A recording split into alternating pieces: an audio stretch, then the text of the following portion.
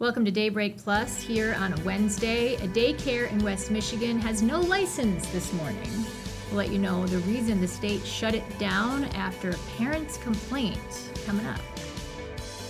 And it's back to school for Jenison. Kids over there enjoying their first bus rides of the year.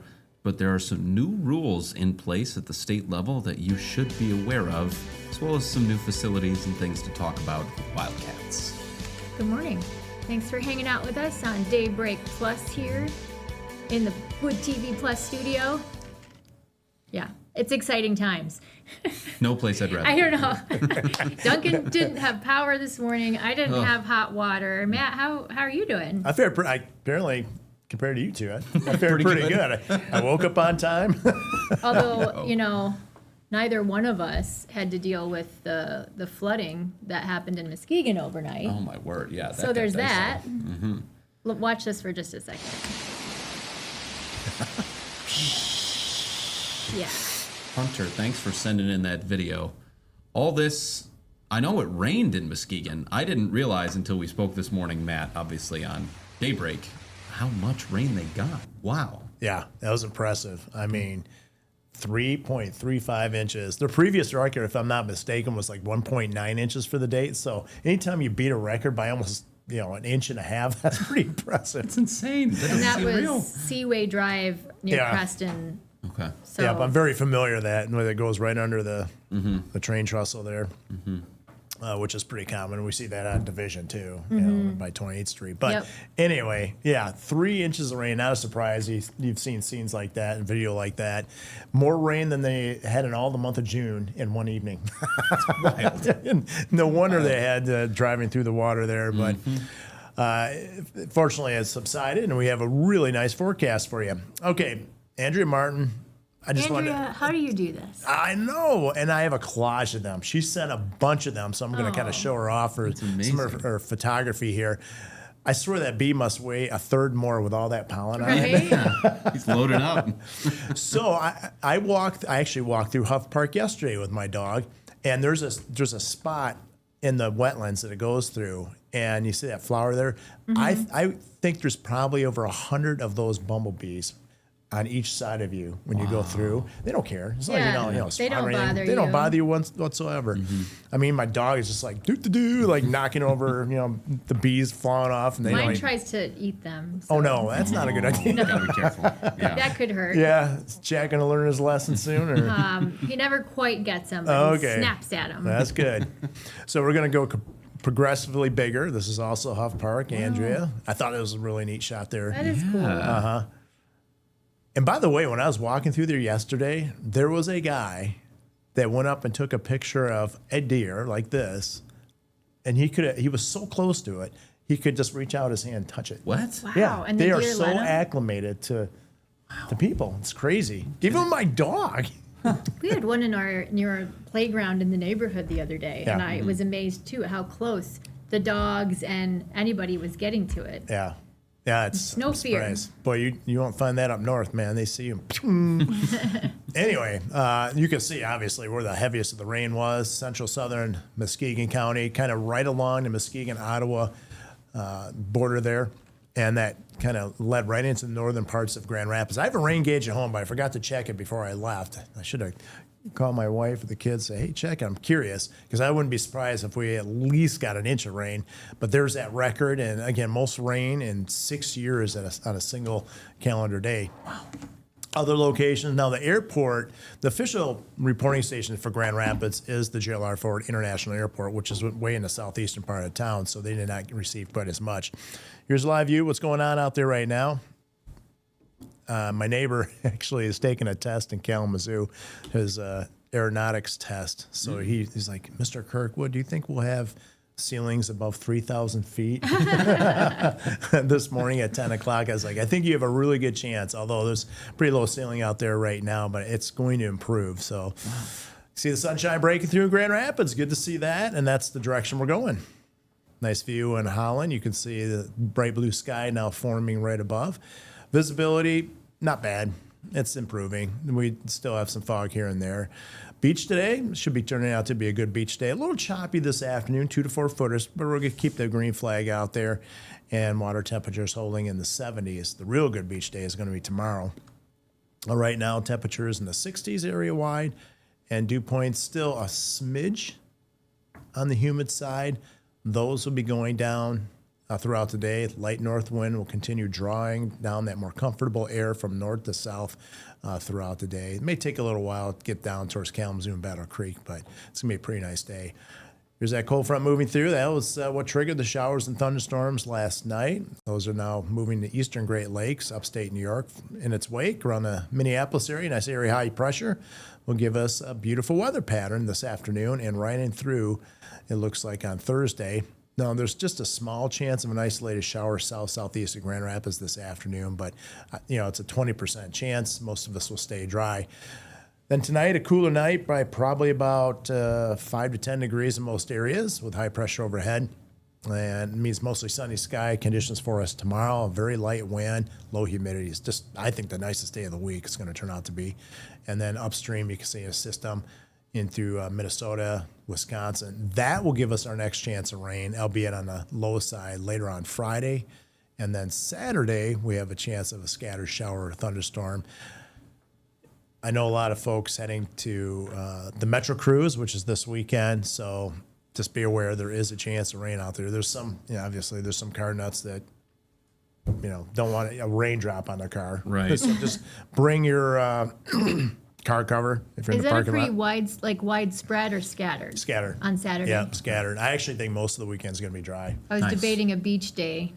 Can you make it out there tomorrow? I don't know. That's your day. Okay. No, I absolutely cannot, actually. Well, can't make it to the beach on a Thursday during the No, week. I Come on. can't. Come on, you get Well, out early on sometimes we Daybreak. can, Yeah, yeah. sometimes you can. Today's the shift. That's I'll the tell you, benefit. Teresa, I'll tell you how it is.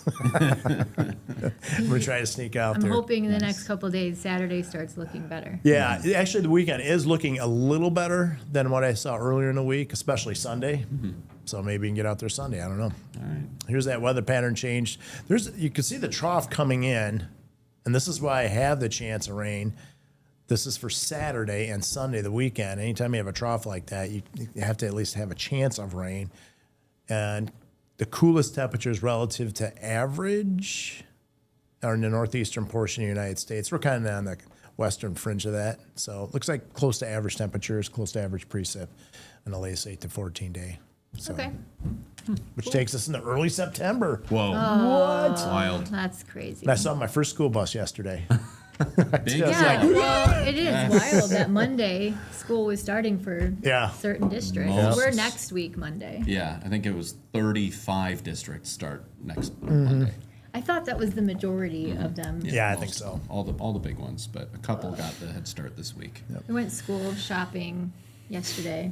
Did you spend $1 million?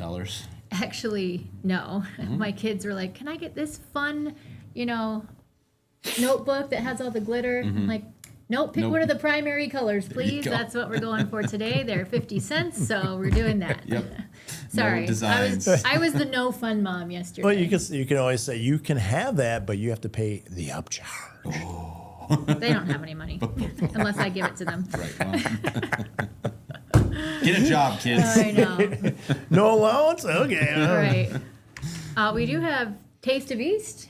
Yeah. Today. Gaslight Village will be alive and well. That'd be cool. Annual event coming up this afternoon and evening where all the restaurants and shop owners set up in the street. The social district opens up. You can get a drink, get some food, do some crafts, kids' activities. Put on by the Gaslight Village Business Association.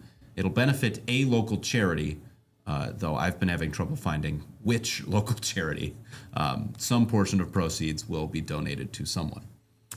All right. I was hoping we could show it to you, but we can't. Oh. That's well, okay. I just wanted to take a look at East Grand Rapids. It runs alongside the Rally at Reed's volleyball Oh, yeah. thing, where they set up a Volleyball court on thing. Memorial Field on the football field and play 2 games. 4:30 Allendale versus Forest Hills Central. 7 is EGR versus Granville. Okay. A little head-to-head here for our... Rachel Ruiz's daughter's going to be in it. Who's? Rachel Ruiz. Rachel Ruiz. Yeah, her How about daughter's that? really good. Coco. Okay, all right. She was on A West the other day promoting it. Oh, that's cool. Yeah. More reasons to watch. There you go. And go down for some bites. That'll be fun. Yeah. So Jenison schools now in session. Yes, they got back for their first day this morning. First bell rang 11 minutes ago, at 8 o'clock. And there's some new rules in place. Karina Prieto checked in on the new rules and just the new developments in the district. Well, Duncan and Teresa, the kids at Jenison High School and in the Jenison School District are officially back in classes. They just started a little bit ago, and they came in with their new school outfits, their brand new shoes, all ready to conquer the school year that's ahead. But a few changes this year. You might notice some dust in the air. That's because the district broke ground on the new Jenison Upper Elementary School. It was part of the 2024 school bond proposal, so that means you'll see construction and workers working on that building for the 5th and 6th graders. It's slated to be open in 2029. Now, the district will also debut its newest maintenance and transportation center. They cut the ribbon for that back in July, and it was also a part of that same bond proposal. Jenison says the new facility will help improve efficiency while keeping the schools safe, maintained, and running smoothly. As you're sending your kids back to school, you may have already noticed that the school supplies are costing a little bit more this year. Now, the Century Foundation says prices have increased by 7.7%, meaning that parents are paying on average about $173 for school supplies alone. Some of the biggest price hikes include notebooks and paper. Those are both up about 20%. Things like headphones, binders, crayons, and pencils are up between 5 and 7%. If you need some help stocking up for the school year, we have a list of back-to-school events on our website, woodtv.com. There you can usually find free supplies, free backpacks, even hygiene supplies, if that's something that you're looking for. Now, one of the biggest changes that I predict students will be adjusting to this year are the new phone policies, especially at the local high schools. Now, those phone policies went into place back in February. That's when Governor Gretchen Whitmer signed new legislation from 2 bipartisan bills that aim to improve focus in the classroom while also cutting back on distractions. Now, that legislation does leave some room for phone use during emergency situations, but now school districts need to come up with their own plans for keeping the phones away during learning time. Governor Whitmer says many states in the U.S. have already done this, and they're seeing very positive results. They're seeing positive results for students' grades, but even more than that, she says. She says that cutting back on the phones will result in less cyberbullying and an improvement in their social skills. Now, it is up to each district to decide what they want to do when it comes to the phones, so be sure to check in with your school district to see how they're handling it. Also, might be a good idea to have a conversation with your student about getting in contact throughout the school day if that's something that you need to do. For Daybreak Plus in Jenison, Karina Prieto, News 8. All right. Lots to keep track of Happy there. first day back, everyone. Parents are happy maybe right now. Yeah, I imagine that is a... It's like a Welcome love-hate day. thing. You love having them home, but it's also a nice change of pace when you get back into a routine. Definitely. We do have more to get to, more top stories here on Daybreak Plus. Speaking of schools, a new report from Michigan State shows just how poorly we compensate our educators here in Michigan. You think it's bad, the numbers make it seem even worse. We'll get to those. And if you are watching us on Facebook Live, sometimes it doesn't work. Sometimes it disconnects. We don't know why. But we are always on Wood TV Plus. So if you have a smart TV at home, you can download the app and you'll always get us there. Scan the QR code to find out how.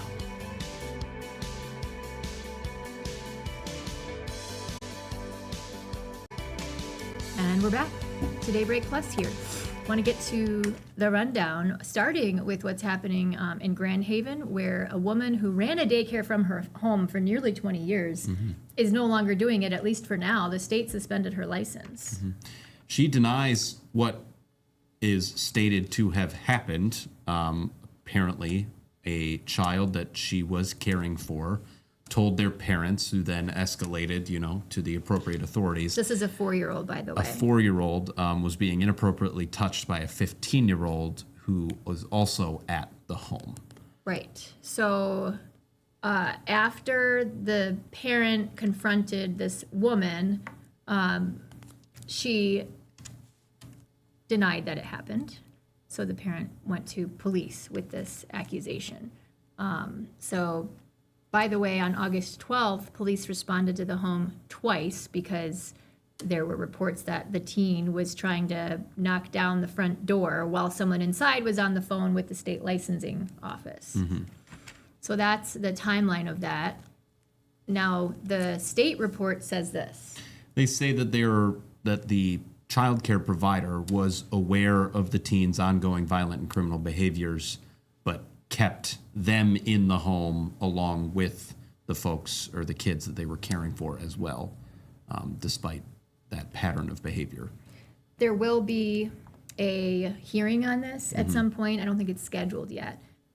So this woman has a week to let the state know if she's going to fight the suspension and if she plans to attend the hearing. So as soon as we get that information, we'll be updating it on our website and everywhere else that you get us. This could be a big day. We expect it will be anyway. We're waiting for the MHSA to make a decision about the whole Gull Lake Parchment combo. The two school districts came to an agreement late Monday night for an emergency co-op team for their football programs, which would let the remaining athletes from Gull Lake who are not being investigated for alleged assault to join the Parchment team and get to fulfill, their dreams of playing Friday Night Lights. I imagine there's a couple seniors that are involved, kids that this is really important to them that really wanted to continue playing. But the MHSAA has to approve the emergency co-op still. One update we didn't have yesterday when we were talking about this is that the head coach resigned as all of this was going on. They were on a he was on leave, but not a suspension. It was just a leave. Yeah. So now they're gone. Doesn't pay well to be a teacher in Michigan, at least not when you compare it to other states. In fact, we're among the worst in the country. Yes, and it's getting worse and worse. A new study out from Michigan State looked at teacher pay over the last couple of decades, and it said that adjusting for inflation, teacher pay in Michigan has decreased by 29% since it peaked in 1995. That's the difference between $100,000 and $71,000, according to this study. So we pay them poorly, and it's getting worse. Although inflation has been so bad, I imagine if I'm not diminishing that sounds terrible. I imagine if you look at other professions, that's similar. Not many are keeping up with inflation. Yes, that's absolutely true. More from that study. Until from 1970 through 2007, we were top 10 in the country in teacher salary. As of 2025, we fell to 22nd. So we're still above average for the country, but it is quite a bit lower than what it used to be. And I think that's the distinction is when the comparison factor. Yeah. Okay. We have an update on the water situation at the Kalamazoo jail. Still not safe. This has been going on for months, right? Since February. 6 months. Well, they say the problems began when some pipes froze and burst at the facility in February. They didn't realize there was an issue, though, until March, when a test revealed high copper levels in the drinking water. Since then, workers and inmates at this facility have been drinking bottled water for months. And now there was a follow-up test, and 2 drinking fountains inside the facility tested high for copper and lead this time. Yeah. So still can't drink the water. Update that. Okay. More coming up here on Daybreak Plus, including what happened in Dearborn last night. There was a clash that happened, and it had to do with goodness gracious. It had to do with protests that were going on. So we'll let you know what that situation was all about when we come back.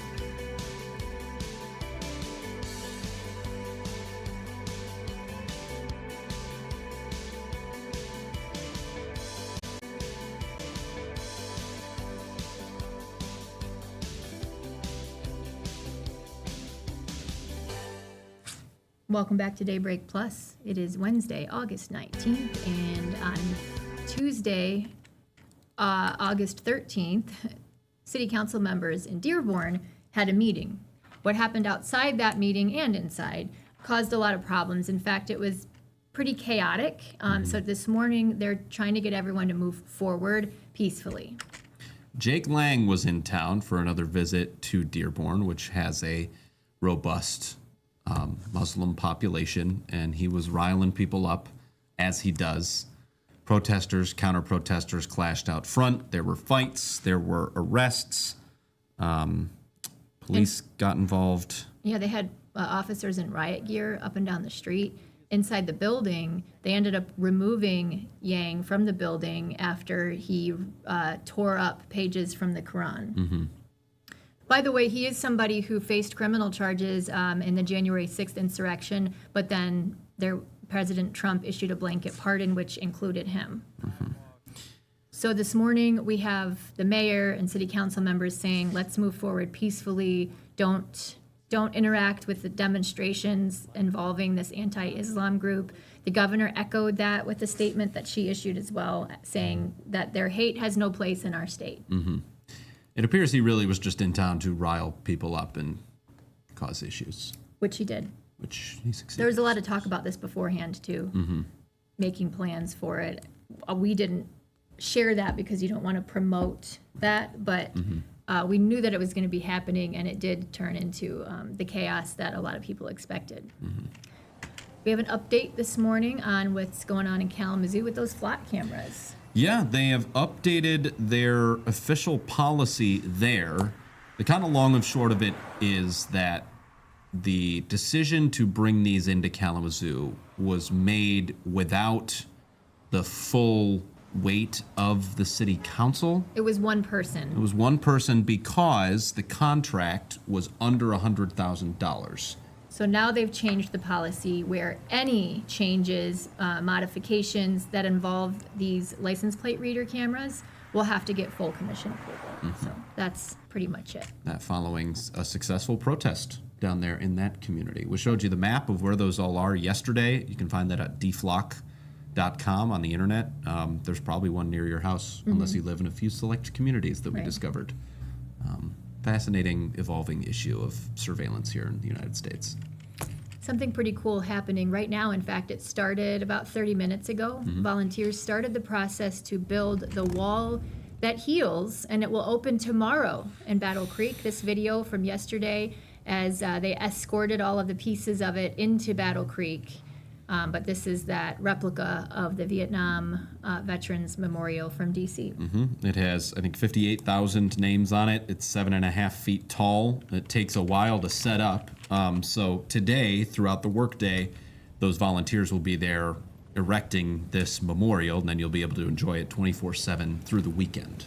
This is a memorial for people for veterans who didn't always get the recognition they deserved. They fought, many of them died, and when their remains came home and when survivors came home, they didn't get the same parades and everything that World War II veterans got, which gives it a little bit of extra meaning. Through lessons learned, we totally changed our way of thinking, but we want to honor those that have needed it for so long, and give them the thanks and the praise that they deserve. I can't even hardly in words explain the real true meaning of what we do. So 24/7, you've got all the time in the world, at least between now and Sunday at 2 o'clock to check that out. Good weekend activity. We made it through everything. That's all we got, yeah. We don't have to, we got 2 breaks in. Yesterday we just talked so much that we had to skip a couple of things at the end. We were very focused today. So focused. Thanks so much for joining us. We'll see you tomorrow right back here on Daybreak Wed.